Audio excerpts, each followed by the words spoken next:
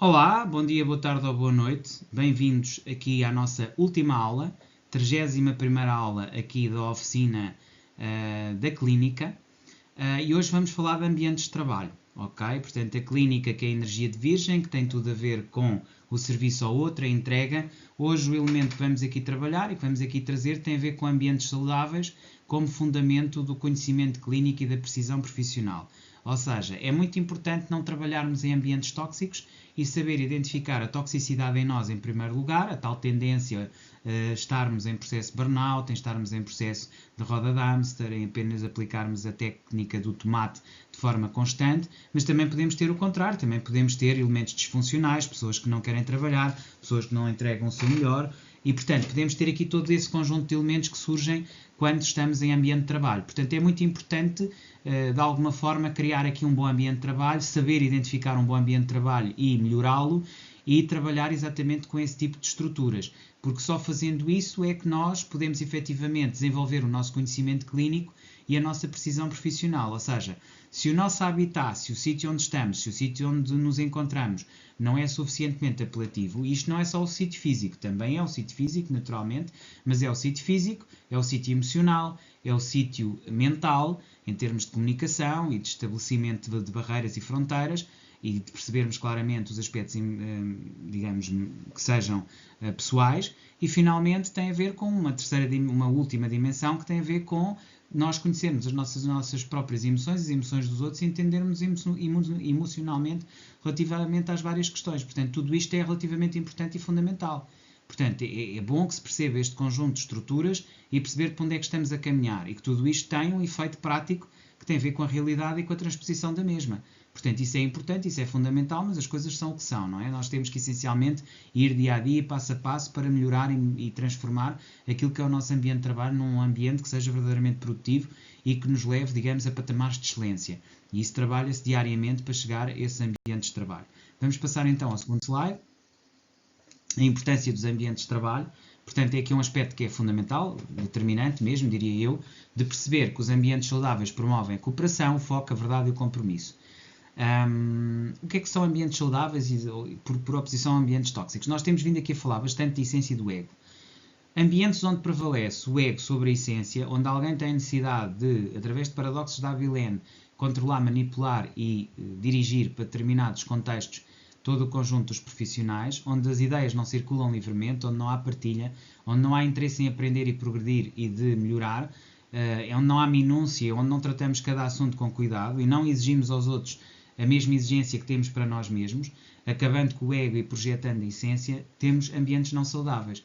Ambientes que funcionam mal, ambientes onde não há respeito entre colegas, ambientes onde alguns colegas se sentem mais importantes que os outros, onde são quebradas as regras de cooperação, de foco, de verdade e de compromisso. Estes ambientes tóxicos minam a precisão e o bem-estar coletivo.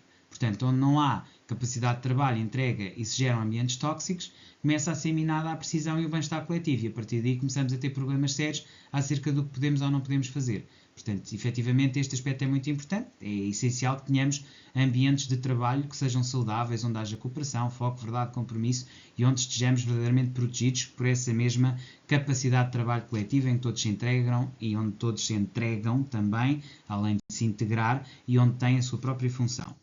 Transformar e construir, ou melhor, transformar é construir, ou seja, transformar um ambiente tóxico, e aqui passamos exatamente pela introdução de todas aquelas regras e todas aquelas técnicas e exercícios que fomos praticando ao longo das últimas 31 aulas, esta que é a última aula. É importante chegar aqui e ter uma capacidade de integração de tudo aquilo que foi o nosso percurso desde lá de trás até agora. E, portanto, a transformação do ambiente tóxico exige, em primeiro lugar, a consciência de si e a consciência dos outros. E depois, a partir daí, aquilo que é o foco e o objetivo que queremos desenvolver. Que também é em verdade, em autenticidade, onde se identifica o outro, onde em conjunto estruturamos a nossa própria capacidade, o nosso próprio processo de ciência. E, portanto, isto é um processo ético baseado em empatia, verdade, compromisso com missão comum. Portanto, este aspecto é muito fundamental, transformar e construir, fazer aqui uma continuidade no esforço, no trabalho e na dedicação, e sermos capazes de perceber os nossos próprios limites, os limites dos outros, e a partir daí fazermos uma evolução para um plano que seja cada vez mais elevado em termos de capacidade, de ética, de empatia, de verdade, de compromisso, criando efetivamente missões em comum nas quais todos nos revemos e nas quais todos nos identificamos para chegar aos nossos objetivos finais. Portanto, esta deve ser a preocupação, transformar e construir, ok? Agora vamos para algumas teorias fundamentais nesta matéria. Eu acho que é importante, a esta altura, das palestras e das lições, em que já estamos na última lição, na 31ª, para além daquilo que eu dou aqui em termos de conteúdos, vocês também adequarem o vosso estudo daquilo que são os PowerPoints e daquilo que são as lições, e obviamente quando eu tiver o meu livro publicado terão também a sebenta à qual poderão aceder e chegar aos objetivos e também àquilo que são as teorias, mas enquanto não têm isso, eu posso-vos aqui dar algumas indicações complementares àquilo que pode ser interessante do ponto de vista de vocês aprofundarem aqui os vossos conhecimentos e aqui, digamos, aquilo que é o vosso campo de conhecimento. E eu daria aqui, acerca de medicina centrada na pessoa, Stewart, onde ele trabalha sobretudo e foca como elemento fundamental e tópico que as relações saudáveis importam e como é que as relações saudáveis podem ajudar a construir um ambiente positivo e a transformar, a energizar e a complexificar ambientes que estejam densos por haver muita conflitualidade. Portanto, medicina centrada na pessoa de Stewart fala sobre relações saudáveis e como é que elas importam e modificam o ambiente. Hábitos atómicos, de Clear, pequenas mudanças geram transformações imensas. Aliás, hábitos atómicos eu recomendo para quase todas as áreas de vida, mas aqui então muito mais. Com este livro vocês têm uma série de instrumentos e regras para melhorarem e se transformarem. A aprendizagem social, de Bandura, que fala de como a cultura molda a conduta e como é que nós temos determinadas culturas que trazem determinados mecanismos e conteúdos e como isso afeta e transforma a realidade na qual nos inserimos. Aliás, isto é fundamental. Quem é de ciências sociais sabe que Bandura é um autor incontornável, como a cultura molda a conduta, ajuda muito a perceber também como é que funciona a ética social e como é que funcionam as regras sociais e de identidade social. E deixei para o último, embora seja o primeiro, a teoria de campo de Lewin, que fala de como o ambiente molda o comportamento. E porquê é que eu deixei para o fim? Porque eu entendo que este livro é talvez o mais importante, daí ele estar à cabeça, não é? A teoria de campo de Lewin. Porquê? Porque é realmente importante percebermos os ambientes e a forma como eles moldam os comportamentos e como tudo isso depois gera relações saudáveis, mudanças, culturas, que depois moldam as condutas e transformam as realidades, ok? Era um pouco esta a reflexão, teorias fundamentais. Agora, com base nisso, vamos construir um exercício de 90 dias. Vamos outra vez para o plano prático. Vocês já sabem que eu aqui tenho sempre planos teóricos e planos práticos. Primeiro dou-vos a teoria, explico um bocadinho qual é que é o objetivo do exercício ou da lição e depois a seguir vamos para o campo dos exercícios. Então, exercício por 90 dias, os tais 15, 15, 15, 15, com 6 ciclos. Pronto, sendo que aqui temos 3 ciclos seguidos de 3 ciclos, ok? São 180 dias, para ser mais correto, mas eles funcionam como duas partes. Portanto, temos aqui a parte teórica e a parte prática. Práticas diárias e de relação em grupo. A ideia é desenvolver competências e criar um ambiente clínico colaborativo e preciso. Ou seja, são vocês próprios que, com base naqueles livros, irão construir os tais 6 ciclos e iniciar aqui o processo. Eu posso-vos dar alguma ajuda relativamente também aqui a algumas dicas de como fazer isso ou de como começar esses ciclos e posso-vos dar aqui a título de exemplo como é que esses ciclos poderão funcionar, ok? A ideia de um exemplo de ciclo, portanto, dos 16 aos 30 dias, o primeiro ciclo de comunicação clínica, em que vamos aqui desenvolver essencialmente a escuta ativa diária, vamos desenvolver técnicas de comunicação não violenta, portanto CNV, que aliás é muito usada também na oficina, esta é a oficina da clínica, você está a falar, que também é muito importante na redação, não é? Na oficina da redação, porque a CNA, a comunicação não violenta, é a base, qual foi a base, será a base daquilo que são os estudos que eu faço em matéria de redação, que é a oficina 3. Esta oficina 6, que é a clínica, também tem aqui aspectos importantes que vocês podem retirar da comunicação não violenta. Aliás, há um livro muito bom nesta matéria, que é Marshall Rosenberg, mais um, a acrescentar aos outros, e Marshall Rosenberg é aqui o grande mestre da comunicação não violenta.